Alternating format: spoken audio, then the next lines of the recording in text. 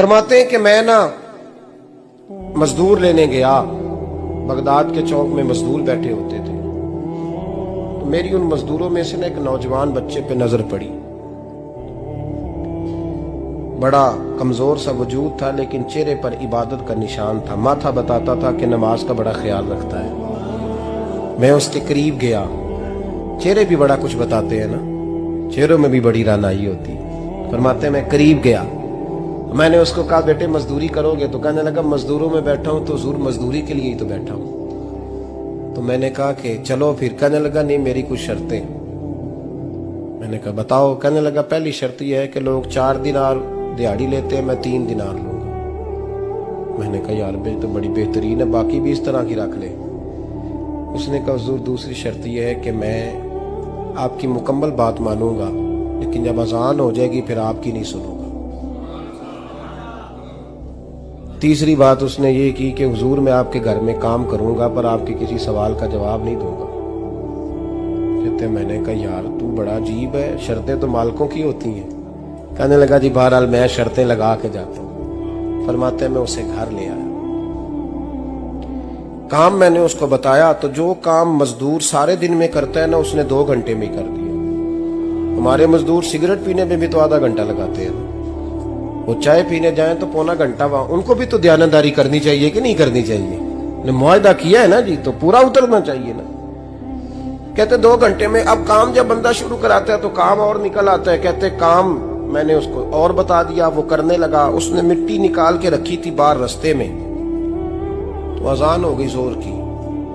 उसने वहीं कुदाल छोड़ी कही और चलने लगा। तो मेरा बेटा कहने लगा इसको जरा बराबर कर दो। कहने लगा चुप कर जा, तेरे बाप से बात हुई थी, जब अजान होती है तो मैं किसी और की नहीं सुनता, सिर्फ अल्लाह रसूल की सुनता हूं।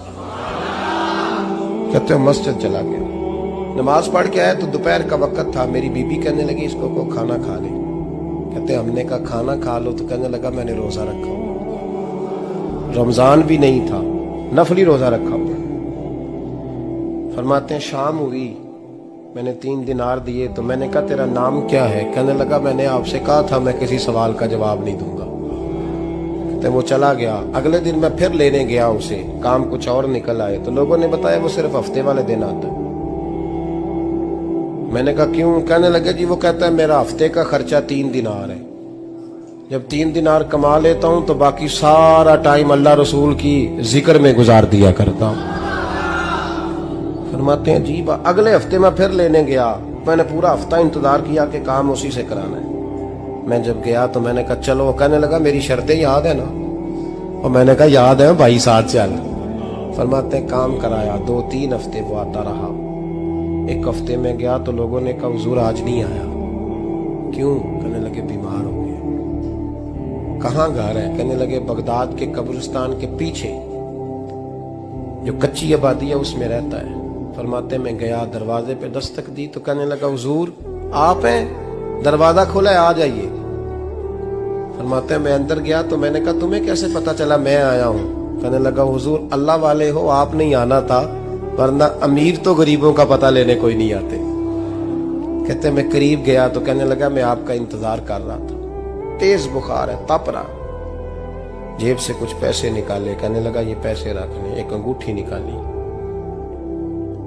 कहने लगा हुजूर आज रात को मेरा इंतकाल हो जाएगा, इन पैसों का कफन खरीद के सुबह जनाजा पढ़ के मुझे दफन कर देना, और जब दफन करो तो ये अंगूठी लेके असर के बाद हारून रशीद के पास जाना।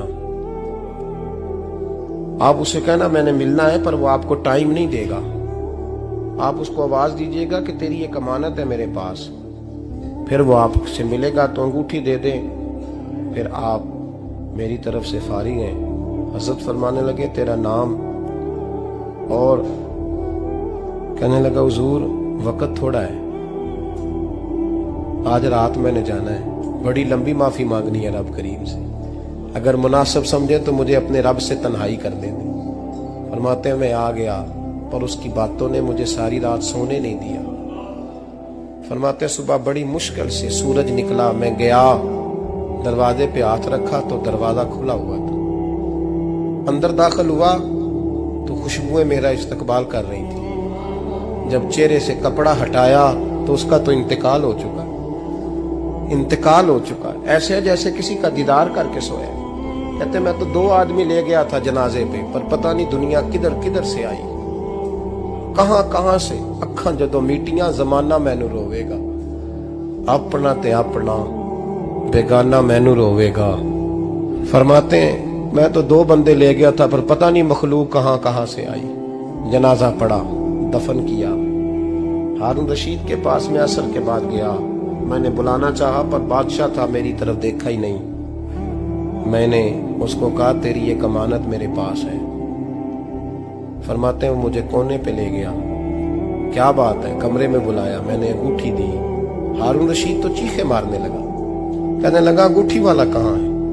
मैंने कहा वो तो इंतकाल कर गया। कहने लगा मुझे कब्र पे ले चल। कहते मैं कब्र पे लाया तो वो लेट गया, तड़प के रोने लगा। मैंने कहा मेरा कलेजा फट जाएगा, ना उसने कुछ बताया ना तूने बताया, ये कौन था? तो हारून रशीद कहने लगा ये मेरा बेटा था। मैंने कहा तेरा बेटा और मजदूर? कहने लगा हुजूर ये हजरत दाऊद ताई के पास बैठा करता था, उनका मुरीद था।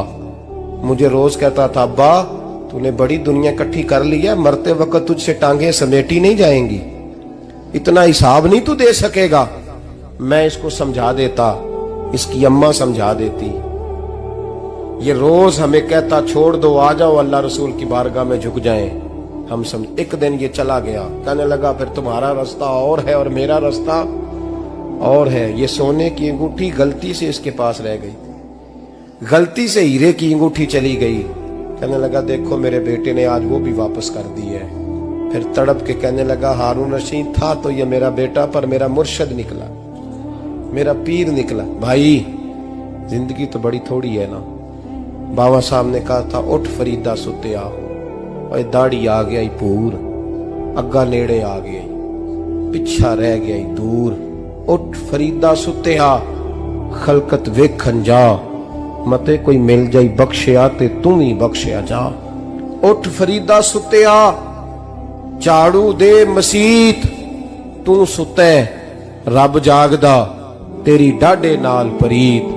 मेरा रब हमें भी अपनी बारगाह में कबूल फरमा।